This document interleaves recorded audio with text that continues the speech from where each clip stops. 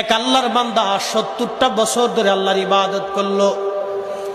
৭০ বছর ধরে ইবাদত করতে করতে করতে করতে একটানা ৭০ বছর পর্যন্ত ইবাদত করে আল্লাহর বান্দা ইবাদতে কাটাইলো। ৭০ বছরের দিন রাত ২৪ ঘন্টা আল্লাহর ইবাদত করলো। ইবাদত করার পরে শয়তান এবার তার পিছনে লাগলো।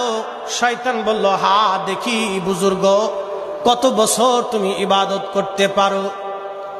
এবার এই বুজুর্গ ৭০ বছর পরে শয়তান একটা সুন্দরী নারীকে এই আল্লাহর আবেদ বান্দার প্রতি লালায়িত করে দিল। এই যুবতী, এই সুরুষী নারী, এই বেপর্দা বেহায়া নারী ওই আল্লাহর অলির সঙ্গে, ওই আবেদের সঙ্গে একসাথে ওই আবেদের মন আশা হয়ে গেল।